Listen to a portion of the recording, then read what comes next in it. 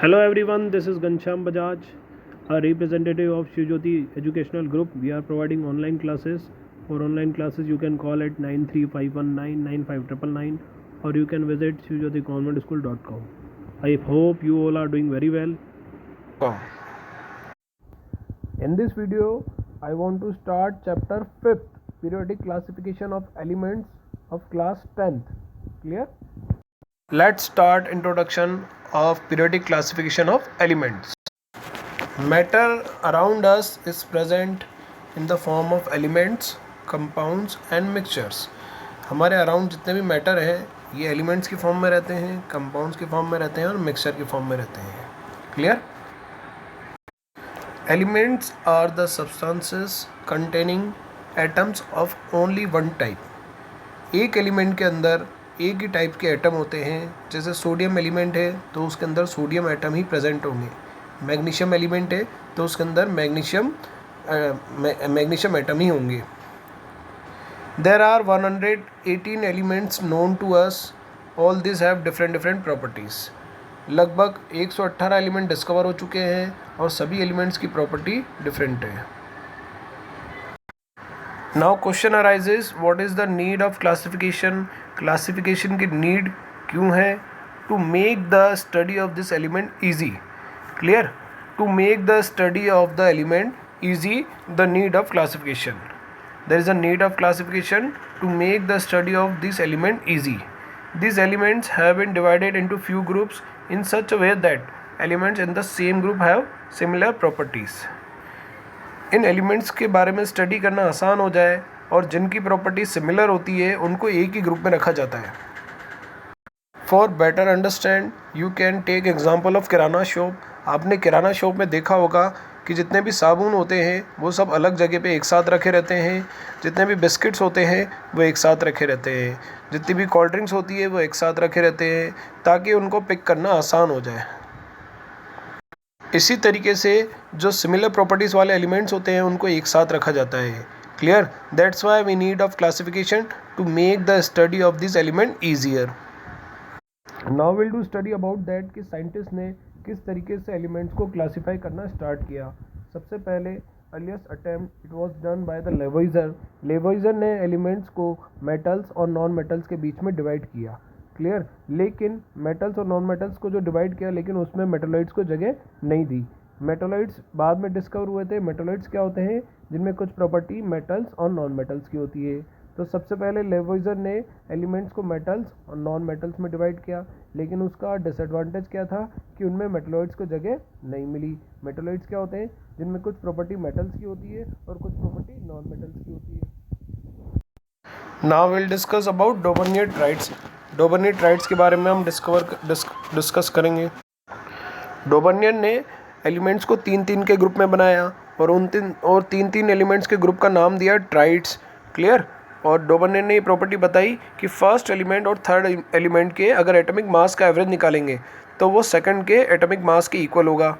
इसके लिए उसने तीनों एलिमेंट्स को increasing order of atomic mass में जमाया और उसने ये बात बताई कि फर्स्ट एलिमेंट और थर्ड एलिमेंट के अगर हम एटॉमिक मास का एवरेज निकालेंगे तो सेकंड के एटॉमिक मास के इक्वल होगा. क्लियर? हर एक ग्रुप में कितने एलिमेंट थे? तीन एलिमेंट थे. जैसे एक एग्जांपल ले सकते हैं हम, कैल्शियम, स्ट्रोंटियम और बेरियम. इन तीनों की प्रॉपर्टी सेम थी इसलिए उनको एक ही ग्रुप में रखा. ठीक है? इसका एटॉमिक मास 40.1, 131.3. जब इनके एटॉमिक मास का एवरेज निकालेंगे तो वो लगभग किसके इक्वल आएगा? SR स्ट्रोंटियम के इक्वल आएगा, 87.6. So where elements were arranged in the order of increasing atomic masses, groups of 3 elements having similar chemical properties are obtained. Dobereiner ने तीन का ग्रुप बनाया जिनकी प्रॉपर्टी सेम थी, उनको एक ही ग्रुप में रखा. तीन एलिमेंट्स के ग्रुप का नाम दिया उन्होंने ट्राइड्स और increasing order of atomic mass में जमाया. और फर्स्ट और थर्ड एलिमेंट के एटॉमिक मास का आप एवरेज फाइंड करेंगे तो लगभग सेकंड एलिमेंट के एटॉमिक मास के एवरेज के इक्वल होगा. The atomic mass of the middle element of the triad was रफली the average of the atomic masses of the other 2 elements. Dobereiner ने जो 3 ट्राइड्स बताए थे वो 3 ट्राइड कौन कौन से थे? पहला ट्राइड था लिथियम, सोडियम और पोटेशियम. दूसरा ट्राइड था कैल्शियम, स्ट्रोंटियम और बेरियम. और तीसरा ट्राइड था क्लोरीन, ब्रोमीन, आयोडीन. डॉबर्नियर की लिमिटेशन की बात करें तो डॉबर्नियर ने 3 ही ट्राइड सही बताए थे. Only 3 triads were recognized from the elements known at that time. Now will discuss Newlands law of octaves. अब हम बात करेंगे न्यूलैंड्स लॉ ऑफ ऑक्टेव्स के बारे में. Newlands arranged then known elements in the order of increasing atomic mass and found that properties of every eighth element is similar to that of the first element. आप देख सकते हैं this is the Newlands table. Newland ने सभी elements को increasing order of atomic mass में जमाया और उन्होंने देखा कि एवरी एट्थ एलिमेंट की प्रॉपर्टी किससे मैच कर रही है, फर्स्ट एलिमेंट से. Suppose aluminium is eighth element तो उसकी प्रॉपर्टी किससे मैच करेगी, बोरोन से. क्लियर. तो न्यूलैंड ने क्या बताया कि अगर आप increasing order of atomic mass में जमाओगे तो हर एक एट्थ एलिमेंट की प्रॉपर्टी फर्स्ट एलिमेंट से मैच करेगी.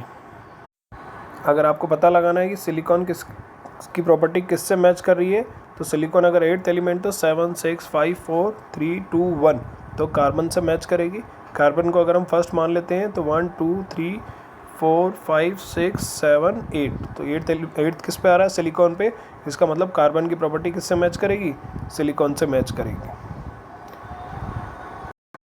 He compared this to the octaves found in music. That's why it is called law of octaves. Newlands के लॉ को लॉ ऑफ ऑक्टेव इसलिए बोला जाता है क्योंकि न्यूलैंड्स ने इसको म्यूज़िक के ऑक्टेव के साथ कंपेयर किया था. वेस्टर्न म्यूज़िक आपने सुना होगा डोरे मी फासो लाठी. जिस तरीके से डोरे मी फासो लाठी के बाद वापस से डो आता है, या इंडियन म्यूज़िक में सारे गामा पादानी सी के बाद वापस से सा आता है, उसी तरीके से फर्स्ट एलिमेंट की प्रॉपर्टी मैच करती है एट्थ एलिमेंट से.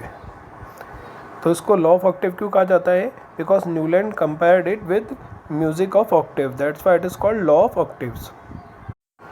अब हम डिस्कस करेंगे the limitation of Newlands law. Newlands law के क्या क्या लिमिटेशन थे, क्या ड्रॉबैक्स थे, क्या क्या डिसएडवांटेज थे.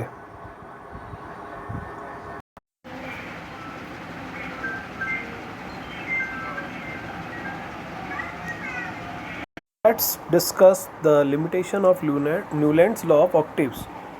न्यूलैंड्स ने जो प्रॉपर्टी बताई थी कि every eighth element is similar to the first element, वो प्रॉपर्टी सिर्फ कैल्शियम तक ही सही थी. न्यूलैंड ने जो प्रॉपर्टी बताई थी कि एट्थ एलिमेंट की प्रॉपर्टी फर्स्ट एलिमेंट से मैच करेगी, ये प्रॉपर्टी सिर्फ कैल्शियम तक ही फॉलो हो रही थी. इसके बाद ये प्रॉपर्टी फॉलो नहीं हो रही थी.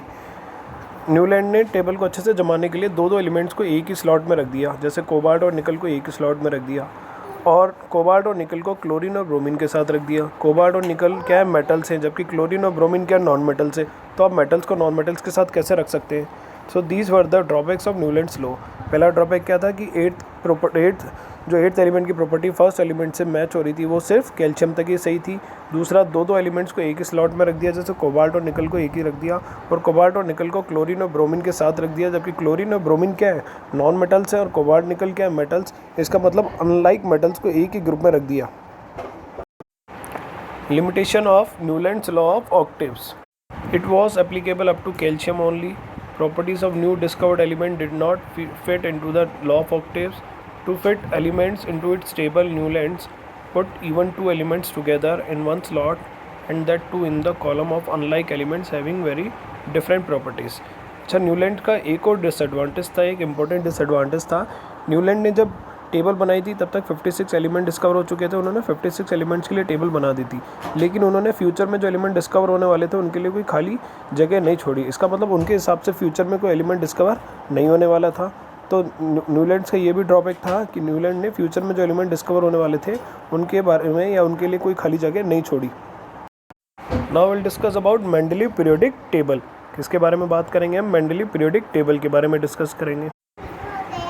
When elements are arranged in the order of increasing atomic mass, the elements with similar properties occur at regular intervals. Mendeleev ने एलिमेंट्स को increasing order of atomic mass में जमाया और उन्होंने कहा कि एलिमेंट्स की जो सिमिलर प्रॉपर्टी है वो एक रेगुलर इंटरवल के बाद रिपीट होती है. So what is Mendeleev law? Mendeleev law is that properties of elements are the periodic function of their atomic mass. Mendeleev ने कहा atomic mass is the most fundamental property, और Mendeleev law क्या था, properties of elements are the periodic function of their atomic mass. Board exam में question आता है what is Mendeleev law, so you are to write the properties of elements are the periodic function of their atomic mass. Clear. Mendeleev ने जो अपनी table बनाई उसमें horizontal रोज को Mendeleev ने पीरियड नाम दिया और वर्टिकल कॉलम को उसने ग्रुप नाम दिया. सो मेंडलीव ने ये फर्स्ट वर्टिकल कॉलम का क्या नाम दिया, first group, second vertical column का क्या नाम दिया, सेकंड ग्रुप। इसी तरीके से मेंडलीव की टेबल में देयर वर 8 ग्रुप्स, कितने ग्रुप्स थे, 8 ग्रुप थे। 8 ग्रुप में से 7 ग्रुप्स को मेंडलीव ने सब ग्रुप्स में डिवाइड कर दिया। First A first B, second A second B, third A third B. तो 8 ग्रुप्स थे मेंडलीव की टेबल में, जिनमें से 7 ग्रुप्स सब ग्रुप्स में डिवाइड है। First A first B, second A second B, third A third B. Clear. Mendeleev की टेबल में 6 पीरियड थे। हॉरिजॉन्टल रोज को क्या बोला जाता है, पीरियड। तो ये फर्स्ट हॉरिजॉन्टल रो है, इसको बोलेंगे फर्स्ट पीरियड। ये सेकंड हॉरिजॉन्टल रो है, इसको बोलेंगे सेकंड पीरियड। क्लियर। इसी तरीके से मेंडलीव ने 4th पीरियड, 5th पीरियड और 6th पीरियड को 2 सब पीरियड में डिवाइड कर दिया। First series, second series, first series, second series, first series, second series. Mendeleev ने सभी एलिमेंट्स की रिएक्शन हाइड्रोजन और ऑक्सीजन के साथ कराई। हाइड्रोजन और ऑक्सीजन इसलिए लिया मेंडलीव ने क्योंकि हाइड्रोजन और ऑक्सीजन लगभग सभी एलिमेंट्स के साथ रिएक्शन कर लेते हैं। मेंडलीव ने सभी एलिमेंट्स के साथ ऑक्सीजन के साथ रिएक्ट कराई और उसको उन कंपाउंड्स को बोला गया ऑक्साइड्स, और हाइड्रोजन के साथ रिएक्शन कराई उनको बोला गया हाइड्राइड्स। मेंडलीव ने जब टेबल बनाई तब तक 63 एलिमेंट डिस्कवर हो चुके थे, तो मेंडलीव ने 63 कार्ड्स लिए। उन 63 कार्ड्स में हाइड्राइड लिखे, ऑक्साइड लिखे, केमिकल प्रॉपर्टीज़ लिखी और फिजिकल प्रॉपर्टीज़ लिखी। क्लियर। हाइड्राइड्स लिखे, ऑक्साइड्स लिखे, फिजिकल प्रॉपर्टीज़ लिखी और केमिकल प्रॉपर्टीज़ लिखी। अब जिनकी प्रॉपर्टीज सिमिलर आ रही थी उनको एक साथ रख दिया, उन कार्ड्स को एक साथ रख दिया। फिर मेंडलीव ने कहा कि अगर मेंडलीव ने टेबल में बताया कि अगर इनको टेबल में increasing order of atomic mass में जमाया जाएगा तो एक रेगुलर इंटरवल के बाद इनकी प्रॉपर्टी रिपीट हो जाएगी।